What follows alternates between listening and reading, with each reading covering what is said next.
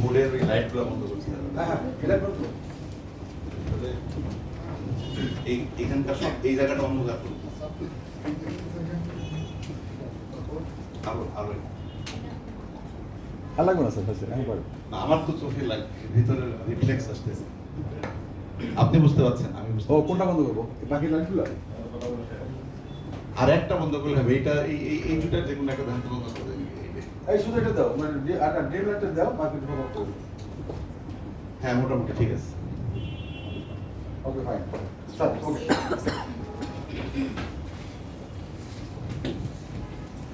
হ্যাঁ, ঠিক আছে। চলুন। আসসালামু আলাইকুম। কেমন আছেন সবাই? আপনারা কি জানেন আপনারা বাংলাদেশের সেরা একটা প্রতিষ্ঠানে পড়েন? স্যার, আমি যাই।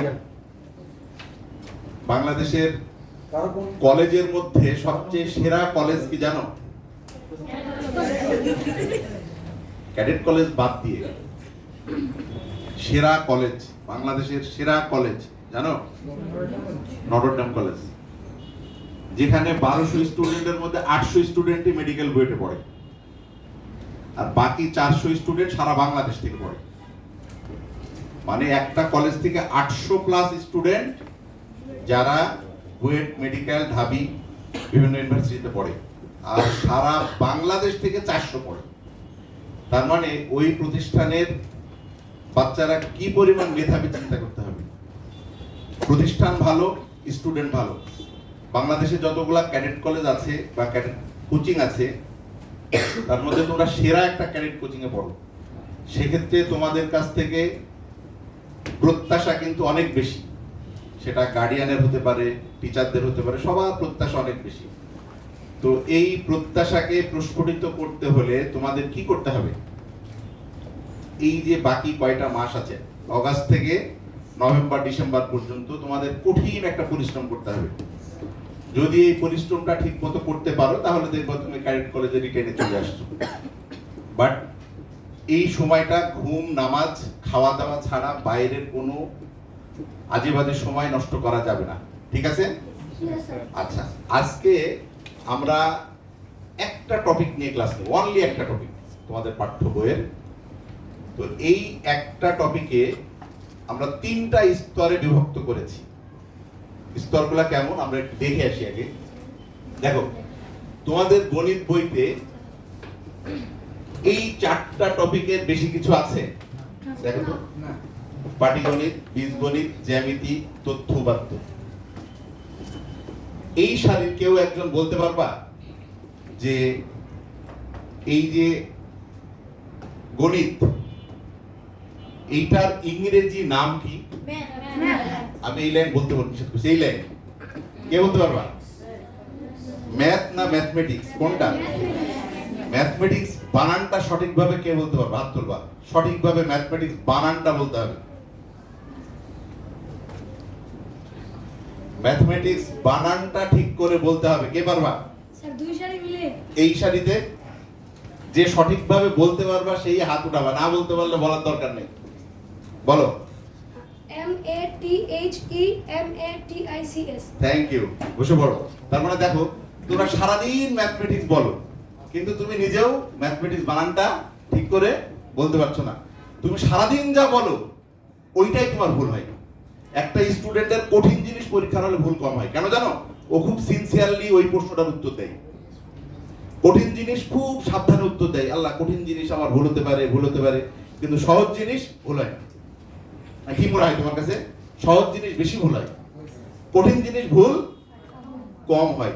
দেখো, ম্যাথমেটিক্স তুমি সারাদিন বলো না, কিন্তু তোমার বানানটা দেখো, এখানে কতজন স্টুডেন্ট আছে? অলমোস্ট 40 জন। তাহলে 40 জন স্টুডেন্টের মধ্যে একজন স্টুডেন্ট বলতে পারলো, বাকি তুমি জানো কিন্তু তুমি বলতে পারছো না। এই নামগুলার ইংরেজি নামগুলা ক্যাডেট কলেজ ভর্তি পরীক্ষায় আসে। যেমন পাটিগণিতের ইংরেজি নাম কে বলতে পারে? 2 জন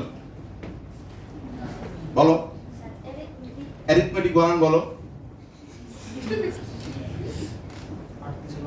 অ্যারিথমেটিক বানান হাসির কিছু নাই, আমরা শিখতে এসেছি। কে পারবে অ্যারিথমেটিক বানান? বলো।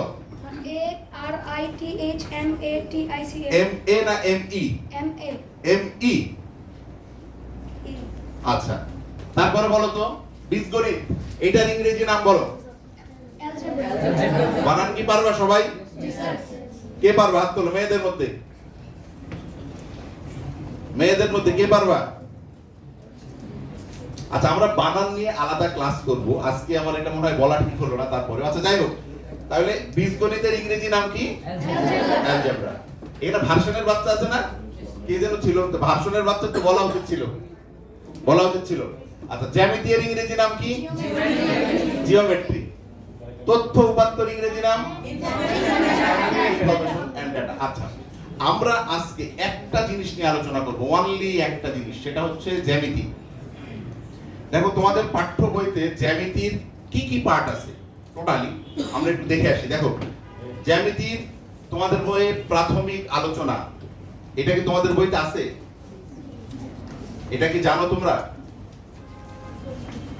কোন সংক্রান্ত আলোচনা তোমরা পড়েছো না? ত্রিভুজ, চতুর্ভুজ, বৃত্ত, বৃত্ত কি এখনো পড়ানো হয়েছে তোমাদের? আচ্ছা, এটা হয়ে যাবে। এই মোট 5টা টপিক তোমাকে ক্যাডেট কলেজ ভর্তি পরীক্ষার জন্য তোমার লাগবে, মাস্ট। তো আমরা আজকে শুধুমাত্র এই টপিকটা নিয়ে আলোচনা করব। এই একটা টপিক আমরা প্রায় 1.5 ঘন্টা ক্লাস নেব ন্যূনতম একটা টপিকের উপরে। এই প্রাথমিক আলোচনার মধ্যে কি কি জিনিস আছে তোমাদের পাঠ্য বইয়ের, এই আলোচনাটা অলমোস্ট 2.5 পৃষ্ঠা, 2.5 পৃষ্ঠা আলোচনা আছে, 2.5 পৃষ্ঠা। আমি বই দেখাবো তোমাকে, 2.5 পৃষ্ঠা আলোচনা করবো আমরা 1.5 থেকে 2 ঘন্টায়। তাহলে প্রাথমিক আলোচনা, আমি যেটা বলছি প্রাথমিক আলোচনা, তোমার বইতে এই জিনিসটা দেখো, অধ্যায়ের নাম জ্যামিতির মৌলিক ধারণা, তোমার বইতে লেখা আছে জ্যামিতির মৌলিক ধারণা। এই মৌলিক ধারণার one shot class. One shot class কেউ বোঝো? ওয়ান শট ক্লাস সম্পর্কে তোমাদের ধারণা আছে?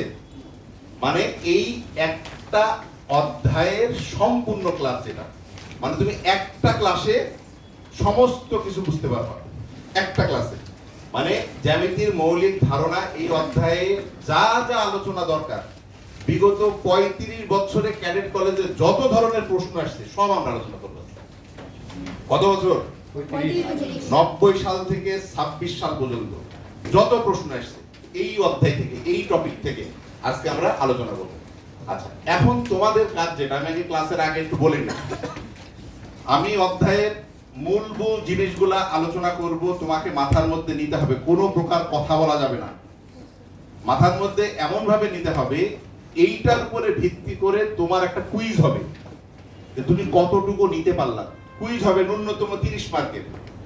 মানে একটা কুইজে তোমাকে আমি সর্বোচ্চ 10 সেকেন্ড বা 15 সেকেন্ড টাইম দিব, এর মধ্যে উত্তর তোমাকে বলতে হবে। কত সেকেন্ড? তার মানে আমার কথাগুলো তোমাকে নিখুঁতভাবে শুনতে হবে, কোনো প্রকার এইদিকে ওইদিকে কথা বলা যাবে না। আর কুইজ শেষে তোমাকে আমি 37 মার্কের পরীক্ষা নেব এখানে বসে। কত মার্কের? এই 37 মার্কের প্রশ্ন হচ্ছে বিগত বললাম 35 বছরে ক্যাডেট কলেজ ভর্তি পরীক্ষায় যা আসছে সেটার উপরে। তার মানে এই চ্যাপ্টার সম্পর্কে তোমার ডিটেইল ধারণা হয়ে যাবে যে ক্যাডেট কলেজ আসলে কি ধরনের প্রশ্ন আসে, আমি পারবো কিনা, আমার কনফিডেন্স আছে কিনা। আমার কথা কি বুঝতে পেরেছো? তার মানে তুমি এই হলে আজকে ক্যাডেট কলেজ ভর্তি পরীক্ষা দিবা। তুমি মনে করে নাও তুমি আজকে একটা ক্যাডেট কলেজ ভর্তি পরীক্ষা দিবা, তুমি বুঝতে পারবা যে আমি আসলে এখন পর্যন্ত প্রিপেয়ার হয়েছি কিনা ক্যাডেট কলেজের জন্য। তবে আমার ক্লাস যদি তুমি মনোযোগ দিয়ে দেখো বা শোনো ঠিক মতো, তাহলে আমার বিশ্বাস তুমি ম্যাক্সিমাম প্রশ্নে দেখবা উত্তর দিতে পারছো বিগত ক্যাডেট কলেজ ভর্তি পরীক্ষা। এবং ওই প্রশ্নগুলা কিছু কিছু প্রশ্ন আছে রিপিট আছে, একই প্রশ্ন একাধিকবার আসছে। আমি একই প্রশ্ন একাধিকবারও দিছি, দেখি তোমার একই প্রশ্ন তুমি একবার ঠিক লেখছো আর একবার ভুল লেখো কিনা। তোমাকে যতবারই থাক না কোনো প্রশ্ন তোমাকে ঠিক লিখতে হবে। আমার কথা কি বোঝা গেছে? আচ্ছা, ওকে, আমরা শুরু করি তাহলে। বই খাতা কলম রেডি? বই লাগবে না, খাতা কলম। আচ্ছা, দেখো প্রথম আমরা যে আলোচনা করব সেটা হলো জ্যামিতি। তোমরা কি জানো জ্যামিতি শব্দের অর্থ কি? বলো তো। দেখো, জ্যা শব্দের অর্থ কি? ভূমি।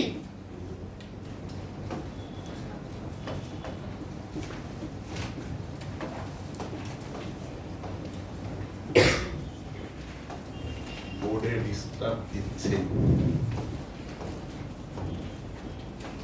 আচ্ছা দেখো, জ্যা শব্দের অর্থ হচ্ছে ভূমি, আর মিতি শব্দের অর্থ পরিমাপ। খুবই সুন্দর। তাহলে জ্যামিতি শব্দের অর্থ কি? ভূমির পরিমাপ।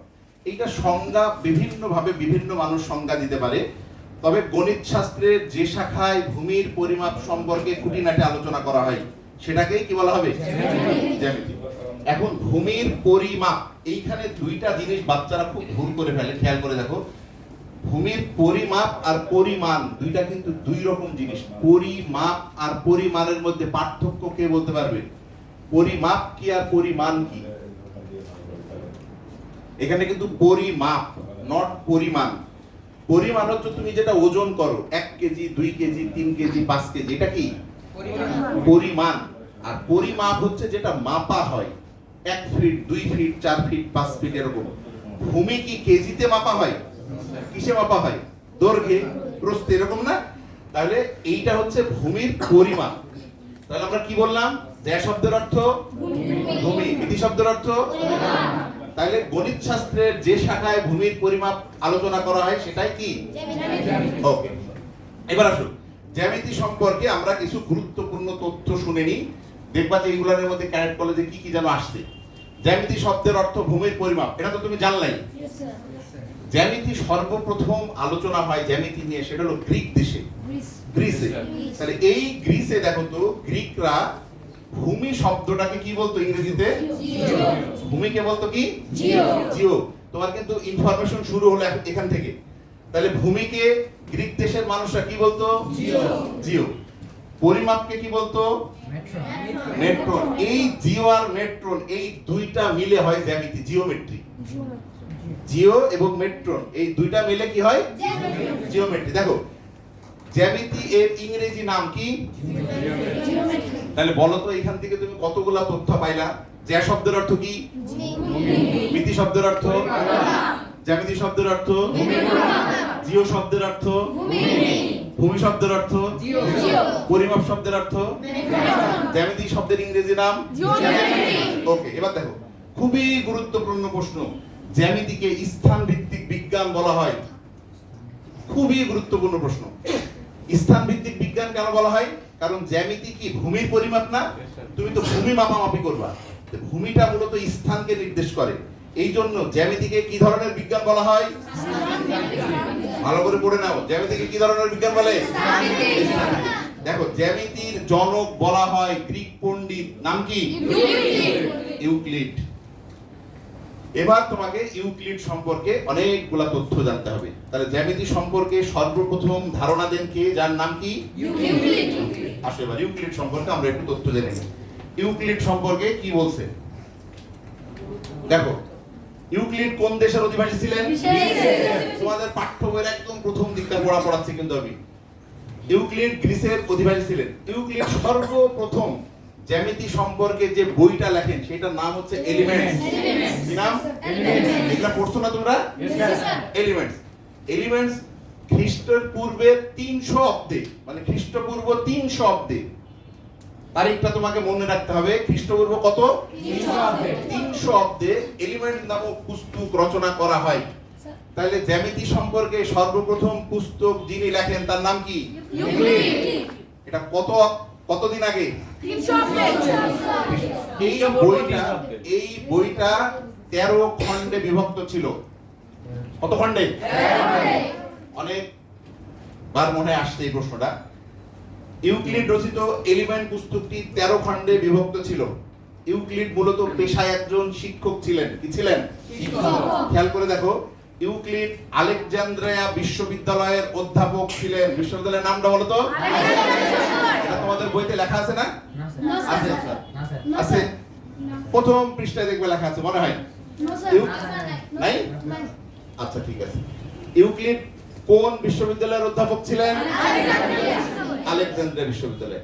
আমরা কিছু গণিতবিদের নাম একটু জেনে নিই। এই গণিতবিদের নামগুলো তোমরা একটু জানতে পারো।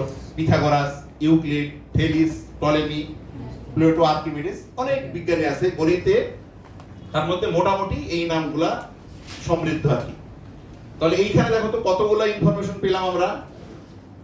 ইউক্লিড কোন দেশের অধিবাসী? গ্রিসের। ইউক্লিড প্রথম যে পুস্তকটি লেখে নাম কি? এলিমেন্ট কত খণ্ডে বিভক্ত? কত অব্দে লেখে? ওকে, এবার থাকবে তো? আচ্ছা, এবার আসো।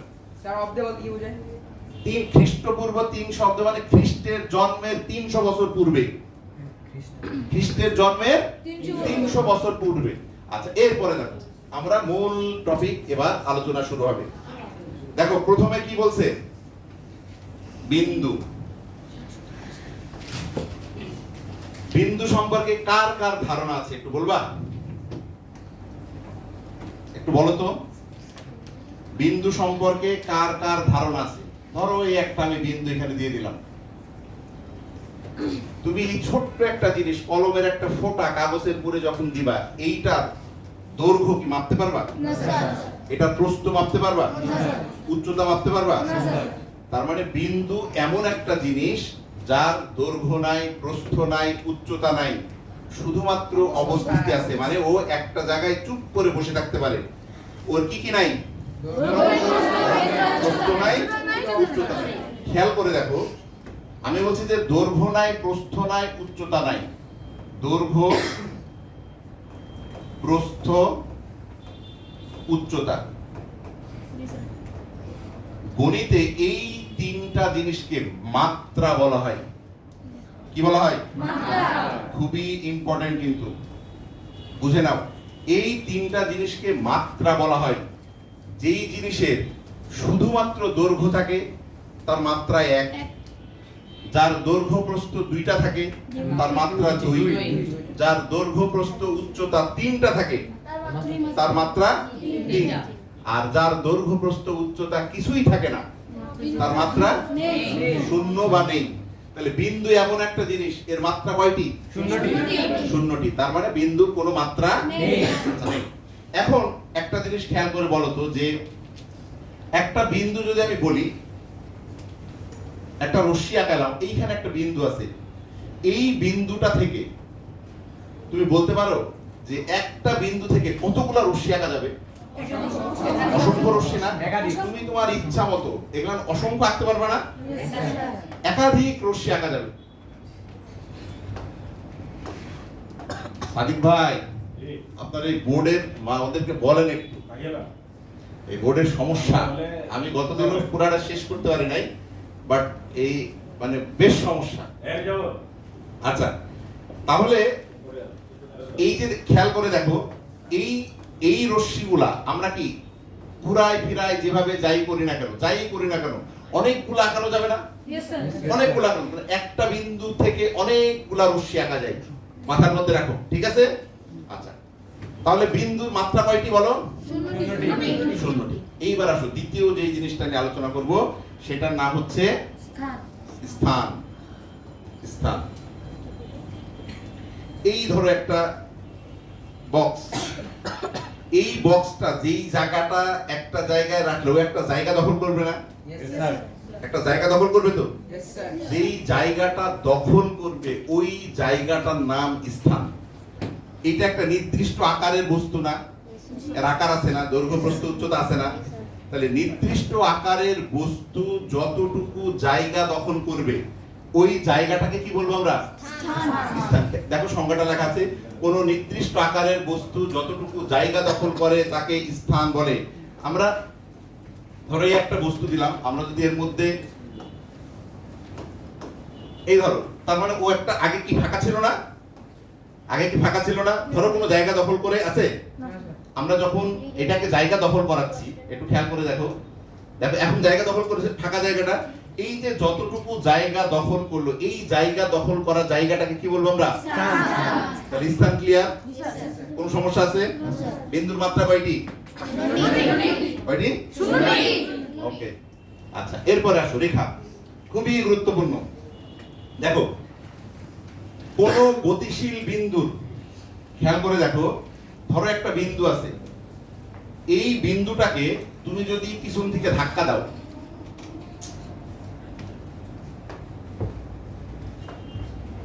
প্রত্যেকটা লক করা লাগে, এই বিন্দুটাকে যদি তুমি পিছন থেকে ধাক্কা দাও তাহলে ও কিন্তু চলতে থাকবে, এরকম এরকম চলতে থাকবে। তাহলে একটা গতিশীল বিন্দু চলার যে পথ হবে, চললে একটা পথের সৃষ্টি হবে। তোমরা মার্বেল ছিল না, মার্বেল? আচ্ছা, এই একটা মার্বেল তুমি যদি বালিকণার উপরে এরকম করে ছুঁড়ে ফেলে দাও, তাহলে ওই মার্বেলটা যেই দিক দিয়ে যাবে একটা রেখা, মানে একটা দাগ হবে না? ওই দাগটাই মূলত রেখা। আর ওই মার্বেলটা হচ্ছে একটা বিন্দু, মানে একটা গতিশীল বিন্দুর চলার যে পথ, ওই পথটার নাম কি? রেখা। আচ্ছা, দেখো, কোন গতিশীল বিন্দুর চলার পথকে রেখা বলে। এই সংজ্ঞাগুলো তোমরা পড়ছো না আগে? আচ্ছা, এখন খেয়াল করে দেখো, এবি একটি রেখা দেওয়া আছে। এই রেখা হচ্ছে দুই প্রকার। এখন তোমাকে রেখা সম্পর্কে কিছু জিনিস জানতে হবে, একদম খুবই গুরুত্বপূর্ণ। খেয়াল করে দেখো, রেখার অবশ্যই দুই দিকে তীর চিহ্ন থাকতে হবে। তুমি ইচ্ছা করে যে কোনো ভাবে এইটা ব্যবহার করতে পারবা না। তার মানে রেখা দুই দিকে তীর চিহ্ন মানে ও দুই দিকেই কি? গতিশীল, দুই দিকেই চলমান। বলো তো এটার কোনো প্রান্ত বিন্দু আছে? না। এটার দৈর্ঘ্য আছে? এটা দৈর্ঘ্য আছে না? এটার প্রস্থ আছে? এটার উচ্চতা আছে? তাহলে বলো তো এটার মাত্রা কয়টি? তাহলে এইখান থেকে তুমি চিত্র থেকে কি কি বলতে পারো? যে একটা রেখার দৈর্ঘ্য আছে, প্রস্থ উচ্চতা নাই। রেখার প্রান্ত বিন্দু কয়টি? কই? রেখার প্রান্ত বিন্দু, রেখা দুই দিকে চলমান না, তার মানে প্রান্ত বিন্দু নাই। রেখার দৈর্ঘ্য আছে, রেখার মাত্রা কয়টি? একটি। এখন আমরা তাহলে রেখা কয় প্রকার বললাম? এবার খেয়াল করে দেখো, এই দুই প্রকার রেখা আমরা আগে রেখার সম্পর্কে একটু জেনে নিই। প্রথমটা হচ্ছে সরল রেখা। সরল রেখা মানে একটা বিন্দু মনে করো চলছে, এই একটা বিন্দু, ও ঠিক চলছে, চলার পথে যদি কোনো রকম দিক পরিবর্তন না করে, একই দিকে যায়। আর আরেকটা বিন্দু চলছে, চলার পথে ধরো এরকম দিক পরিবর্তন করলো, এরকম দিক পরিবর্তন করলো। মানে কোন রেখা চলার পথে যদি দিক পরিবর্তন না করে, মানে একই দিকে যায়, তাহলে ওটা কি হবে? সরল রেখা। আর যদি চলার পথে এরকম দিক পরিবর্তন করে, তাহলে ওটা কেমন? বক্ররেখা। তাহলে দেখো, সরল রেখার সংজ্ঞা লেখা আছে, কোন গতিশীল বিন্দু চলার পথে যদি এই যে দিক পরিবর্তন না করে। তোমরা কি বুঝতে পেরেছো? তাহলে দিক পরিবর্তন যদি না করে তাকে কি বলবো আমরা? আর যদি দিক পরিবর্তন করে, ওকে। দেখো, বক্ররেখার সংজ্ঞা লেখা আছে, কোন গতিশীল বিন্দু চলার পথে যদি দিক পরিবর্তন করে, এই যে দিক পরিবর্তন করে, এই যে এই জায়গাটায় একটু দিক পরিবর্তন করছে এই জায়গাটা, তাহলে আমরা ওইটাকে বক্ররেখা বলবো। ক্লিয়ার? এখন দেখো, রেখা সংক্রান্ত এখানে অনেকগুলা তথ্য লেখা আছে, এইগুলা তোমাকে মাথার মধ্যে নিতে হবে। দেখো তো তোমাকে আমি যা যা আলোচনা করলাম কিছু বুঝছো কিনা? এখানে যেই যেই টপিকগুলো লেখা আছে একটু খেয়াল করে দেখো। রেখার দৈর্ঘ্য আছে, প্রস্থ উচ্চতা নেই, ঠিক আছে? এটা ঠিক আছে? তাহলে যেহেতু খালি দৈর্ঘ্য আছে, তার মানে মাত্রা কয়টি? একটি। রেখার কোনো প্রান্ত বিন্দু নেই। দেখো তো, প্রান্ত বিন্দু আছে, দুই পাশে কি চলমান না? দুই পাশে তীর চিহ্ন আছে না? তার মানে ওর প্রান্ত বিন্দু নাই। রেখার কোনো প্রান্ত বিন্দু নাই, অর্থাৎ শূন্যটি। তার মানে প্রশ্ন তোমার দুই ভাবে আসতে পারে, রেখার প্রান্ত বিন্দু কয়টি? তখন তুমি কি লিখবা? শূন্যটি। রেখার ড্যাশ নাই, প্রান্ত বিন্দু নাই। তারপরে কি বলছে দেখো, যে রেখার কোনো প্রান্ত বিন্দু নেই, অর্থাৎ শূন্যটি। রেখার কোনো নির্দিষ্ট দৈর্ঘ্য নাই। এইটা কি বুঝতে পারছো? দৈর্ঘ্য নাই মানে কিন্তু দুই দিকে চলমান, ও নির্দিষ্ট ভাবে তুমি মাপতে পারবে না। তার মানে রেখার কোনো কি নাই? নির্দিষ্ট দৈর্ঘ্য নাই। ছোট হতে পারে, বড় হতে পারে, অনেক বড় হতে পারে। আচ্ছা, তারপরে দেখো, রেখা উভয় দিকে গতিশীল। বুঝছো কি? আচ্ছা, এবার দেখো, দুইটি বিন্দুর মধ্যে দিয়ে একটি এবং কেবলমাত্র একটি সরল রেখা আঁকা যায়। এই টপিকটা কে বুঝছো বলো? বলো একটু। এই একটা বিন্দু, এই একটা বিন্দু, এই দুইটা বিন্দুর মধ্যে দিয়ে, ভালো করে খেয়াল করো, দুইটা বিন্দুর মধ্যে দিয়ে একটি এবং কেবলমাত্র একটি সরল রেখা আঁকা যাবে। তুমি কি একাধিক সরল রেখা আঁকতে পারো দুইটা বিন্দু দিয়ে? কিন্তু বক্ররেখা আঁকা যাবে অনেকগুলো। ধরো বক্ররেখা এরকম চলতেছে, এরকম এরকম এরকম চলতেছে, তুমি ইচ্ছা করে অনেকগুলো আঁকতে পারবা। তার মানে দুইটা যদি বিন্দু থাকে, এই দুইটা বিন্দু দিয়ে তুমি সরল রেখা কয়টা আঁকতে পারবা? একটা এবং কেবলমাত্র একটা। একাধিক কখনোই আঁকতে পারবা না। কিন্তু বক্ররেখা বক্ররেখা তুমি অসংখ্য আঁকতে পারবা। এই কারণে লেখা দেখো, দুইটি বিন্দুর মধ্যে দিয়ে একটি এবং কেবলমাত্র একটি সরল রেখা আঁকা যায়। ক্লিয়ার এই কথাটা? আচ্ছা, তারপর একটা কি আছে দেখো তো, দুইটি বিন্দুর মধ্যে সরল রেখার দূরত্বই ক্ষুদ্রতম। এই লাইনটা কি বুঝছো? বুঝো নাই? খেয়াল করো, এই একটা বিন্দু, এই একটা বিন্দু, মনে করো এই বিল্ডিং থেকে ওই বিল্ডিং, দুই জায়গায় দুইটা বিন্দু। এখন তুমি যদি একদম সরাসরি যাও, এখান থেকে একদম সরাসরি যাও, এখান থেকে সরাসরি চলে গেলাম, তাহলে এইটুকুন যাইতে তোমার দূরত্ব কম হবে না যদি তুমি ধরো এরকম ঘুরে ফিরে ওই বিল্ডিং এ যাও, তাহলে দূরত্ব বেশি হবে? কোনটা? ঘুরে ফিরে গেলে বেশি হবে না? আর যদি সরাসরি যাও তাহলে দূরত্ব কি হবে? দেখো তো কি লেখা আছে, দুইটি বিন্দুর মধ্যে সরল রেখার দূরত্ব ক্ষুদ্রতম। সরাসরি যখন যাবা তখন তো সরল রেখায় হবে, অন্য কিছু হবে? তার মানে যখন দুইটা বিন্দুর মধ্যে দূরত্ব ক্ষুদ্রতম হওয়ার শর্ত কি? ওটা সরল রেখা হতে হবে। যদি সরল রেখা হয় তাহলে দুইটা বিন্দুর মধ্যে দূরত্ব কি হবে? সবচেয়ে ছোট হবে। আর যদি বক্ররেখা হয় তাহলে দূরত্ব কি হবে? তাহলে এইখানে যতগুলা ইনফরমেশন আছে এগুলা কি বোঝা গেছে? রেখার প্রান্তবিন্দু কয়টি? প্রান্তবিন্দু কয়টি? রেখার কি কি আছে? মাত্রা কয়টি? দুইটি বিন্দুর মধ্যে কয়টি সরল রেখা আঁকা যাবে? বক্ররেখা? ক্লিয়ার? ওকে, এবার দেখো রেখাংশ। রেখাংশ কি? স্যার রেখার অংশ। দেখো তো এইখান থেকে এই পর্যন্ত পুরাটা দেখো, দুই পাশে তীর চিহ্ন দেওয়া আছে, দুই পাশে তীর চিহ্ন দেওয়া আছে, তার মানে এটা রেখা না? এই রেখার আমরা কিছু অংশ কেটে নিছি, এখান থেকে এই পর্যন্ত। এই যে এই অংশটুকু, এই অংশটার নাম কি? রেখাংশ। এইটা নিয়ে কোনো সমস্যা আছে আর? এবার আসো রেখাংশ সম্পর্কে এবার কিছু তথ্য দেখো। রেখাংশ সংক্রান্ত তথ্য দেখো তো কি লেখা আছে। এইটার কি দৈর্ঘ্য আছে না? তুমি যেটা দেখছো এটার কি দৈর্ঘ্য আছে না? এটার প্রস্থ আছে? উচ্চতা আছে? তাহলে মাত্রা কয়টি? একটি। দেখো রেখাংশের মাত্রা একটি। রেখাংশের প্রান্ত বিন্দু কয়টি? এটা কি বুঝতে পারছো? তার মানে যদি তীর চিহ্ন থাকে তাহলে ওইটা প্রান্ত বিন্দু না, আর তীর চিহ্ন যদি না থাকে তাহলে আমাদের তো এইখানে আর এখানে তীর চিহ্ন নাই স্যার, তাহলে রেখাংশের প্রান্ত বিন্দু কয়টি? দুইটি। আচ্ছা, রেখাংশের দৈর্ঘ্য কি তাহলে নির্দিষ্ট হবে না অনির্দিষ্ট? নির্দিষ্ট। তো আট কেন? দুই দিকে প্রান্ত বিন্দু নাই, তাহলে রেখাংশের দৈর্ঘ্য নির্দিষ্ট। দেখো একটা রেখাংশের দৈর্ঘ্য, ধরো এখান থেকে এই রেখাংশটা 20 সেন্টিমিটার, এই জায়গাটার নাম কি? প্রান্তবিন্দু। এই জায়গাটার নাম? আচ্ছা, আমি যদি বলি যে এই 20 সেন্টিমিটার তুমি মাপবা কিভাবে, তাহলে এই প্রান্তবিন্দু আর এই প্রান্তবিন্দু স্কেল ধরে তো তুমি মাপে ফেলবা। তার মানে একটা রেখাংশ দৈর্ঘ্য বলতে আমি কি বুঝবো? এই প্রান্তবিন্দুটার দূরত্বই তো, নাকি? দেখো তো লেখা আছে একটি রেখাংশের দৈর্ঘ্য তার প্রান্তবিন্দু দ্বয়ের দূরত্ব। এটা কি বুঝছো? আমি কিন্তু যা পড়াচ্ছি এর মধ্যেই কিন্তু ক্যাডেট কলেজে প্রশ্ন আসছে। আমি তোমাকে একটু দেখতে চাই, আমি কিন্তু পরীক্ষা নেব বলছি। কত মার্কের? 37 মার্কের। আচ্ছা, এরপর আসো রশ্মি। দেখো তো রশ্মি কি?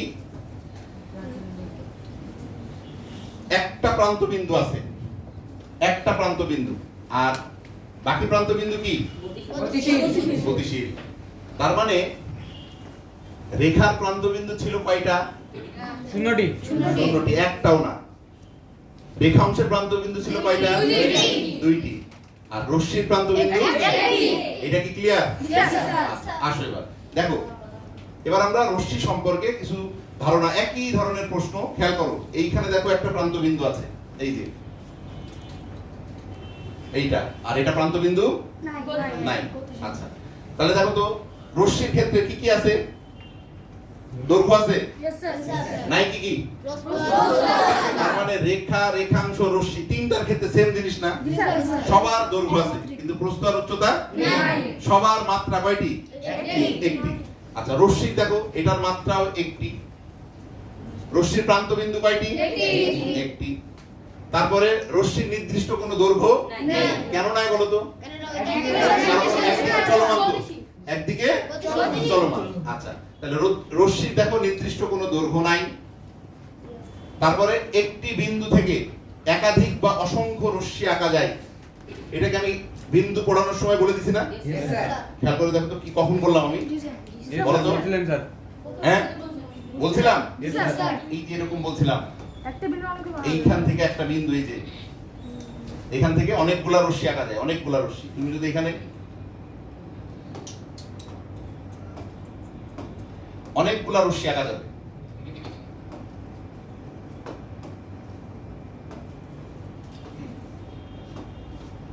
বিন্দু কিন্তু একটাই থাকবে, এই যে দেখছো বিন্দু একটাই, একটা বিন্দু থেকে অনেকগুলা রশ্মি আঁকা যাবে। ক্লিয়ার এটা? আচ্ছা, তারপরে কি বলছে দেখো তো, রেখা, রেখাংশ ও রশ্মির পার্থক্য প্রান্ত বিন্দুতে, মূল পার্থক্য কিন্তু এই একটাই। সেই পার্থক্য তুমি এখন আমাকে বলো তো যে এটা কিভাবে প্রান্ত বিন্দুতে হচ্ছে। আগে চিত্র আমি একটু ধরি, তোমাদেরকে যাকে যাকে ধরি তারা তারা একটু বলো এইটা কিসের চিত্র? এখনো সন্দেহ? ধরে বলতে হবে তো, এটা কি রশ্মি। আচ্ছা, এটা এটা রেখাংশ। আচ্ছা, আরেকটা এটা রেখা বা এই বোর্ডে আঁকানো যাবে না, দুই দিকে তীর চিহ্ন দিতে হবে। এটা এইটার প্রান্ত বিন্দু নাই, এইটার প্রান্ত বিন্দু কয়টা? একটা। এইটার প্রান্ত বিন্দু, তার মানে রেখা, রেখাংশ ও রশ্মির পার্থক্য কিসে? এবার আসো তল। কে জানে তলের সংজ্ঞা বলতে পারবা? তল কাকে বলে? এই যে আমি একটা বক্স নিয়েছিলাম, এই যে এটাতে তল কয়টা আছে বলো তো? মানে কোন একটা বস্তুর এই উপরিভাগ, এটাকেও তল বলে, এটাকেও তল বলে। তার মানে কোন বস্তুর পৃষ্ঠদেশকে তল বলা হয়। দেখো লেখা আছে কোন বস্তুর পিঠ বা উপরিভাগকে কি বলে? তল বলে। তাহলে এই তল সম্পর্কে এখন তোমাকে বিস্তারিত জানতে হবে। তল কিন্তু ক্যাট কলেজ ভর্তি পরীক্ষার জন্য অনেক ইম্পর্টেন্ট। দেখো কোন বস্তুর পিঠ বা উপরিভাগকে তল বলে। তাহলে তলের ক্ষেত্রে আমি একটা চিত্র তোমাকে আঁকাইছিলাম, এই ধরো এরকম।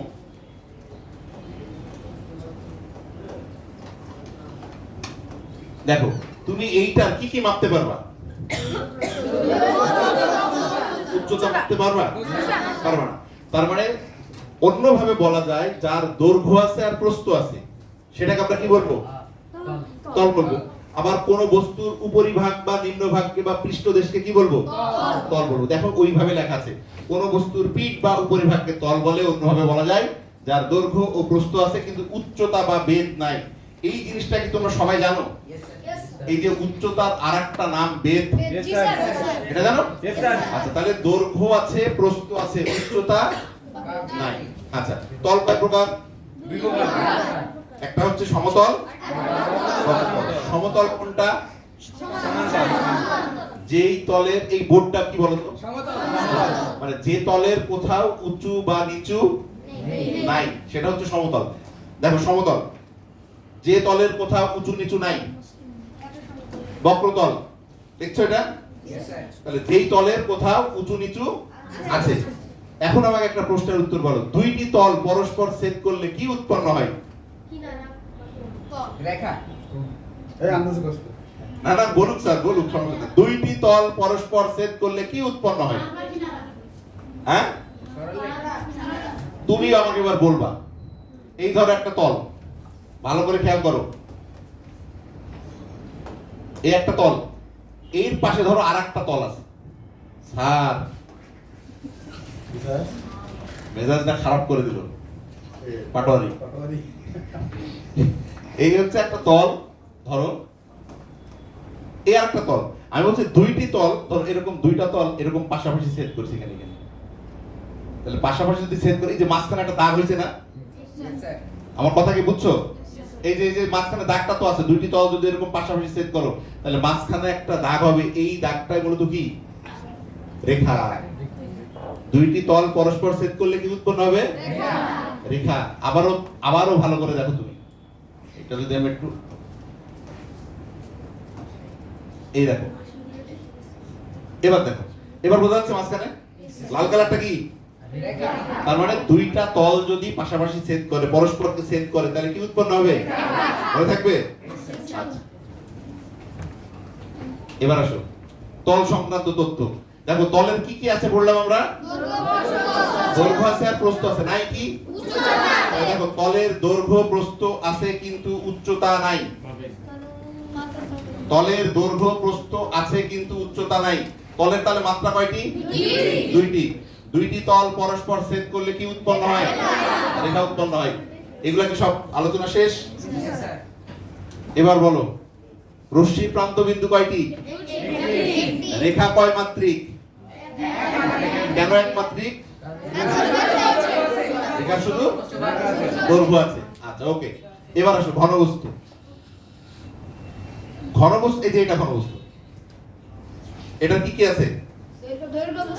দৈর্ঘ্য আছে, প্রস্থ আছে, এটা তল কয়টি? একটা তল, দুইটা তল, তিনটা তল, চারটা তল, পাঁচটা তল, ছয়টা তল। তাহলে এটা তল হচ্ছে ছয়টি। তাহলে যার দৈর্ঘ্য আছে, প্রস্থ আছে, উচ্চতা আছে, সেটাকে আমরা কি বলবো? ঘনবস্তু বলবো। আচ্ছা তাহলে তল কয়টি? ছয়টি তল। তাহলে এটার মাত্রা কয়টি? কেন তিন মাত্রিক? দৈর্ঘ্য আছে, প্রস্থ আছে, উচ্চতা আছে। এবার আসো ঘনক। ঘনক এক্সাম্পল, তুমি লুডু খেলো না? লুডু, লুডুর ছকটা দেখছো না? ওইটার দৈর্ঘ্য যত বড়, প্রস্থ তত বড়, ওটার উচ্চতাও তত বড়, ওইটাকে ঘনক বলা হয়। তাহলে ঘনক আর ঘনবস্তুর মধ্যে তফাৎ কি?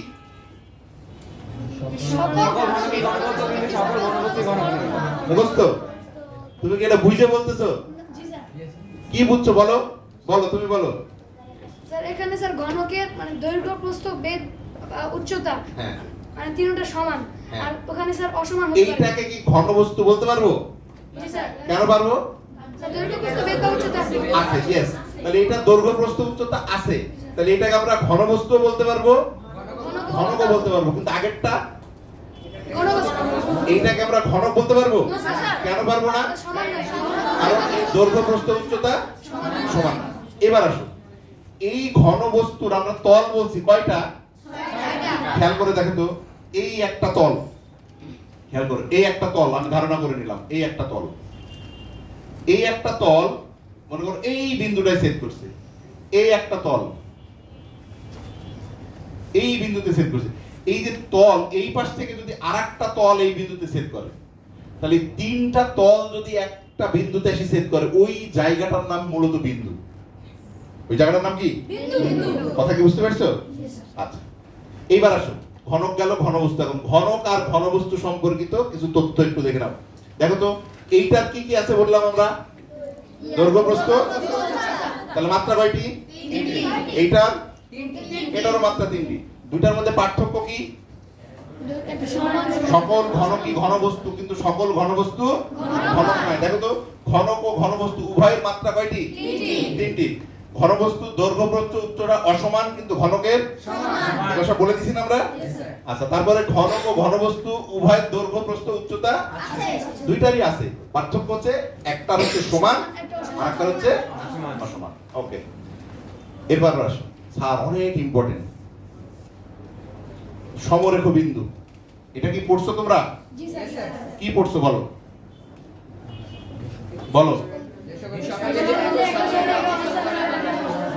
রেখা একটা, তুমি একদম সংক্ষেপে মনে রাখবা, সেটা হচ্ছে ধরো রেখা একটা, একটা রেখা, এই রেখার মধ্যে যদি অনেকগুলা বিন্দু থাকে, অনেকগুলা বিন্দু, সে যে কোনো জায়গায় থাকতে পারে, যদি যে সকল বিন্দু একই সরল রেখায় অবস্থান করে ওইগুলাকে আমরা কি বলবো? তার মানে এখানে রেখা একটা, বিন্দু কতগুলা? অনেকগুলা। সংজ্ঞাটা দেখো লেখা আছে, যে সকল বিন্দু একই সরল রেখায় অবস্থান করে তাদেরকে সমরেখ বিন্দু বলে। কথা কি ক্লিয়ার? আচ্ছা তাহলে এইখানে দেখো চারটা এবিসিডি বিন্দু দেওয়া আছে। তোমার ক্যাডেট কলেজ ভর্তি পরীক্ষা হয়তো এরকম আসবে, সমরেখ বিন্দু কাকে বলে চিত্র সহ সংজ্ঞা দাও। তোমাকে সংজ্ঞা লিখতে হবে, চিত্র দিয়ে বলে দিতে হবে যে এ বি সি বিন্দুগুলো সমরেখ বিন্দু। ক্লিয়ার? আচ্ছা এবার হচ্ছে সমবিন্দু রেখা। এখানে রেখা কয়টা? বিন্দু অনেকগুলা, অনেকগুলা। আর এবার বিন্দু একটা, রেখা অনেকগুলা। খেয়াল করে দেখো, এই দেখো বিন্দু একটা, এই একটা বিন্দু দিয়ে দেখো সবগুলা রেখা গেছে। এখানে বিন্দু একটা না? তাহলে এইটাকে বলা হবে কি? সমবিন্দু রেখা। এইটাকে বলা হবে সমবিন্দু রেখা। মানে যদি দুইটির অধিক রেখা একটা বিন্দু দিয়ে অতিক্রম করে তাহলে ওই বিন্দুটাকে মূলত সমবিন্দু রেখা বলা হয়। তাহলে সমরেখ বিন্দু আর সমবিন্দু রেখা ক্লিয়ার? ওকে, এরপরে দেখো অন্তস্থ বিন্দু। অন্ত মানে কি? অন্ত মানে ভিতরে। তাহলে একটা রেখাংশের, খেয়াল করো, একটা রেখাংশের যে কোনো একটা বিন্দু, ধরো এটা প্রান্ত বিন্দু কয়টা বলো তো? দুইটি। এই ধরো প্রান্ত বিন্দু দুইটা। এই প্রান্ত বিন্দু দুইটা ছাড়া অসংখ্য বিন্দুর সমন্বয়ে তো রেখা উৎপত্তি হয়। এই প্রান্ত বিন্দু দুইটা বাদ দিয়ে এর মধ্যে যেই জায়গায় যখন খুশি যাই তুমি দিবা না কেন সেই বিন্দুগুলাকে আমরা কি বিন্দু বলবো? অন্তস্থ বিন্দু। মানে প্রান্ত বিন্দু দ্বয় ছাড়া রেখাংশের যে কোনো বিন্দুকে আমরা কি বিন্দু বলবো? অন্তস্থ বিন্দু বলবো। আর ঠিক মাঝখানে যে বিন্দুটা থাকবে ওইটার নাম হচ্ছে মধ্যবিন্দু। তাহলে মধ্যবিন্দুকে কি অন্তস্থ বিন্দু বলা যাবে? যাবে তো? যাবে না? কারণ মধ্যবিন্দু তো ওই রেখাংশের মধ্যেই। আচ্ছা, তাহলে আমরা অন্তস্থ বিন্দু আর মধ্যবিন্দু ক্লিয়ার? খেয়াল করো, মধ্যবিন্দু দেখো, রেখাংশের অন্তস্থ যে কোনো বিন্দু প্রান্ত বিন্দু দ্বয় হতে সমদূরবর্তী। দেখো এইখান থেকে এইটুকুনের দূরত্ব যদি 5 সেন্টিমিটার হয়, এইখান থেকে এইটুকুনের দূরত্ব যদি 5 সেন্টিমিটার হয়, তবে এই বিন্দুটাকে আমরা কি বিন্দু বলতে পারবো? ক্লিয়ার? তার মানে রেখাংশের ঠিক মাঝখানের বিন্দুটা। ক্লিয়ার? তাহলে প্রান্ত বিন্দু দ্বয় ছাড়া রেখাংশের যে কোনো বিন্দুকে কি বলবো আমরা? অন্তস্থ বিন্দু। আর যেই বিন্দুটি প্রান্ত বিন্দু দ্বয় হতে সমদূরবর্তী মানে সমান দূরত্বে অবস্থিত সেটার নাম কি? মধ্যবিন্দু। আচ্ছা, এবার আসুন সমান্তরাল সরলরেখা। এইটা কি বুঝছো? তোমরা কি পড়ছো? সমান্তরাল সরলরেখা আসলে কি? এখানে কয়টা রেখা আঁকা আছে বলো তো? খেয়াল করো এবার। এই যে মাঝখানের যে দূরত্ব,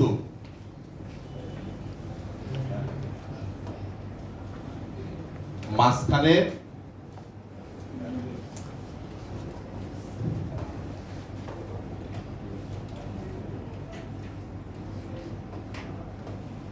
এই যে মাঝখানের যে দূরত্ব, এই দূরত্বটা যদি প্রত্যেকটা জায়গায় সমান হয়, দুইটি সরলরেখার মধ্যবর্তী লম্ব দূরত্ব, এই দূরত্বটার নাম কি বললাম আমরা? ভালো করে খেয়াল করো। এই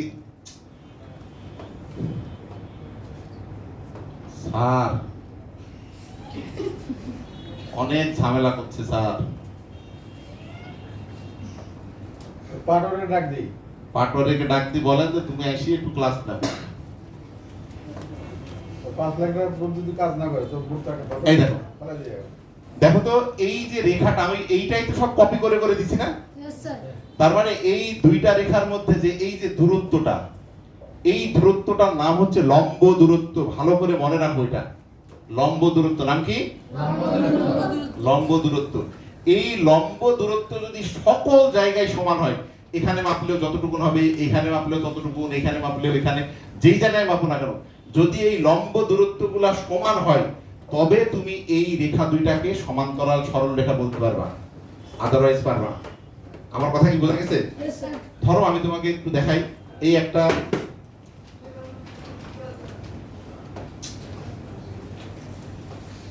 দেখো তো, এই দুটাকে তুমি সমান্তরাল বলতে পারবা? কেন বলতে পারবা না? কারণ এর মধ্যে লম্ব দূরত্ব এখানে ছোট্ট একটু, এখানে অনেক বড়। তার মানে দুইটা রেখা সমান্তরাল হওয়ার শর্ত কি? দুইটা রেখার মধ্যে লম্ব দূরত্ব সমান হতে হবে। এরকম একটা জায়গা বলতে পারবা?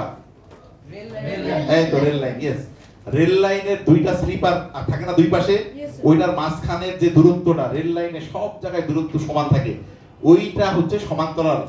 ওইটা যদি কোনো কারণে একটু কম বেশি হয় তাহলে কি হবে? অ্যাক্সিডেন্ট হবে। তার মানে তুমি কি বুঝলা? দুইটা রেখা সমান্তরাল হওয়ার শর্ত কি? লম্ব দূরত্ব। আচ্ছা, এখন আমাকে একটু প্রশ্ন বলো। ধরো এই একটা রেখা, এই একটা রেখা, দুইটা পরস্পর ছেদি রেখা। পরস্পর ছেদি রেখা মানে একটা রেখা আরেকটা রেখাকে ছেদ করছে। আমি আরেকটা রেখা আঁকলাম। বলো তো এই দুইটা পরস্পরস্থিতি রেখা এই তৃতীয় রেখার সমান্তরাল হবে না হবে না হবে? এটা কোন বছর যেন ক্যাট কলেজে আসছিল, মানে দুইটা সমান্তরাল সরল রেখার পরস্পরস্থিতি সরল রেখা তৃতীয় সরল রেখার সমান্তরাল জীবনেও হবে না। হবে না। ক্লিয়ার? আচ্ছা, এবার আসুন লম্ব। লম্ব কি?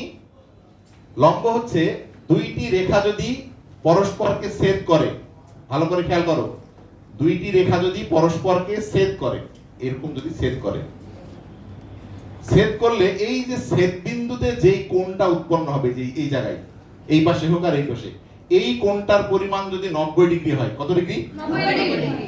দুইটি সরলরেখা পরস্পর যদি ছেদ করে আর ছেদ বিন্দুতে উৎপন্ন কোণের পরিমাণ যদি 90 ডিগ্রি হয়, তাহলে এই রেখা দুইটাকে পরস্পর লম্ব রেখা বলা হয়। কি বলা হয়? দেখো, দুইটি সরলরেখা পরস্পর ছেদ করলে যদি ছেদ বিন্দুতে উৎপন্ন কোণের পরিমাণ 90 ডিগ্রি হয়, তাহলে রেখা দুটি পরস্পর লম্ব হয়। তার মানে এইখানে যদি ও হয়, তাহলে এই ও এ সিডি এর উপরে লম্ব।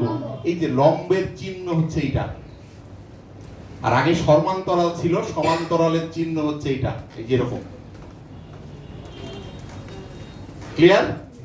আচ্ছা স্যার, ওদের বইয়ের 1.5 পৃষ্ঠা পড়াইলাম, আমি 2.5 পৃষ্ঠা।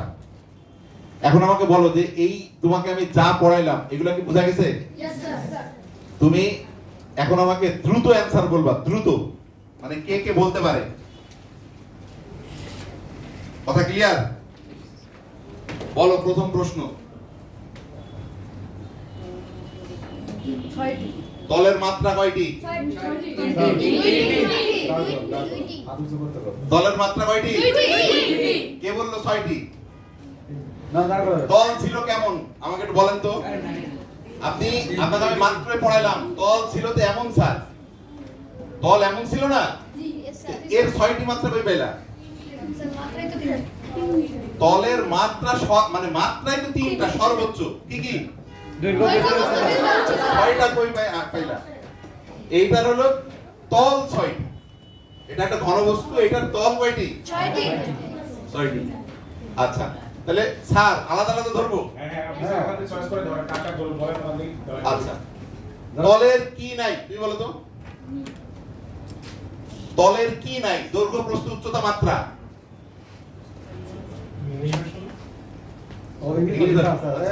আচ্ছা, তুমি বসো, তুমি বলো, তুমি তলের কি নাই? তলে স্যার উচ্চতা নেই। ও কি ঠিক বলছে? Yes, sir. একটা কাগজ খাতা দাও তো।